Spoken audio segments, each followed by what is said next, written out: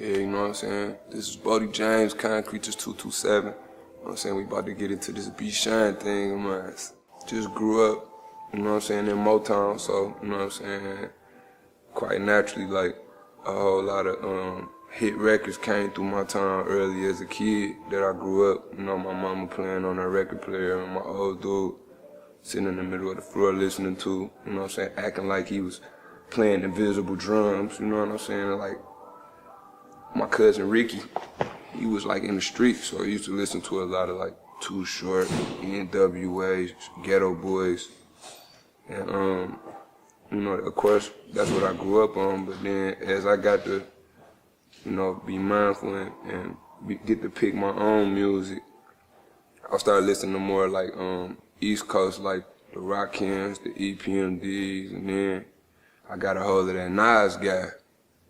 And it was just like, from there, he had set the bar so high, it was hard for a lot of dudes to match, you know what I'm saying, it was hard for them to match like the numbers he was putting up, like, you know, on the scoreboard when it came to just style and, you know, his swag and, you know what I'm saying, how he articulated the words, you know what I'm saying, to make it all make sense. And he was just so brainiac that ended up, like, the fans kind of like beat him up about being too smart for his own good later on down the line. And I guess that's why people started dumbing their music down so much. But everything got the Nas, like all the whole Queens era, Jay, AZ, you know what I'm saying? I listened to all that growing up, but my favorite was Biggie out of everybody.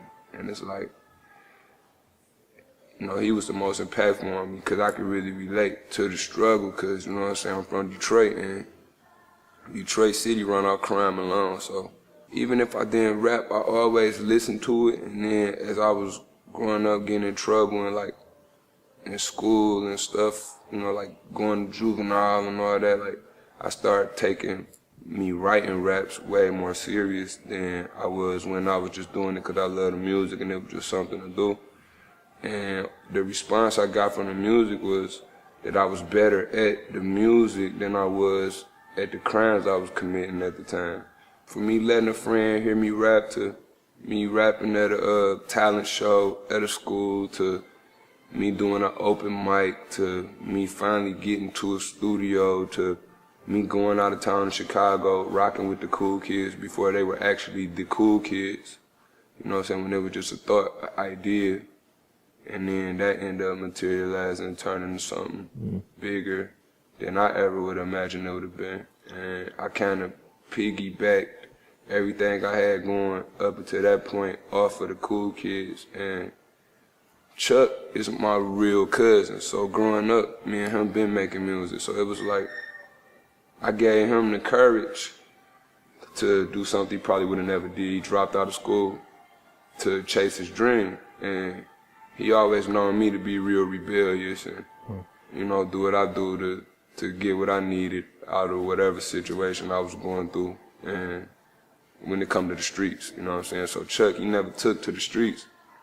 He always took to like, you know, the educational side of things. And his mom, like right before he was about to graduate, you know, his mom probably thought he was a fool, but, you know, he jumped into the rap game and it kind of worked out better for him. You know what I'm saying? Made a lot of money, made a lot of relationships, got to see the world a couple times. And he was serious and he was happy. He telling me like, yo, it's time for you to get out the streets and come through the music. So that's how that ended up happening. They just proud of me because, you know, in Detroit, it's a real negative place.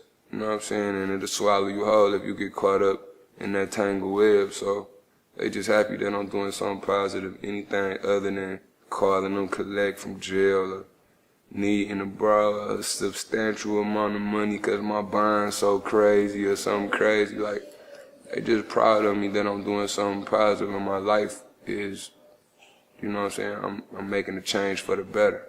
The temptation of drugs and women, because a lot of people get caught up in like the temptation, you know what I'm saying, of like the girls that's chasing them and the fame, they not used to it, and you know the pressure of their peers or whatnot, and I always, one of my grandmothers was a junkie, my grandfather was a gangster, you know what I'm saying, my father was a police officer, and all my uncles was thugs, and my mama even had some hustle in her, so I had a different type of life growing up, so, you know what I'm saying, the examples that were set before me, a lot of them wasn't positive, so, you know, I guess like, that just made all the difference in the world, man. Yeah.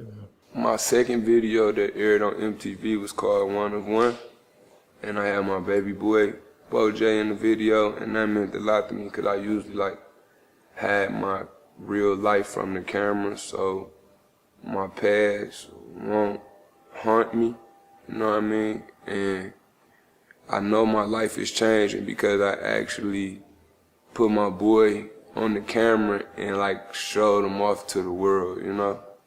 Cause it's like, things ain't like they used to be, you know what I mean? Like, it used to be crazy. I used to have to scrape and scratch for every meal that I ate, had to hustle, grind for everything, and now it's like, I don't have to do it nowhere near as much. I still gotta do it, I gotta do it every blue moon, but it's not on an everyday basis, or I don't have to get my hands dirty per se, you know what I mean? So I want people to remember that I was one of the top dogs when it came to like content and wordplay and like, you know, just representing Detroit in the light that it's supposed to be repped in. Like I feel like people misrepresent my city all the time.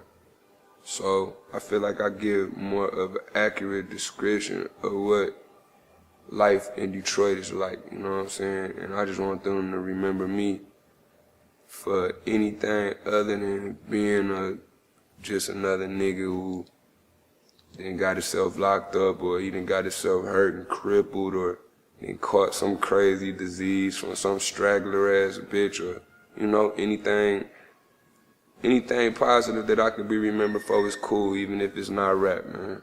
You know what I'm saying?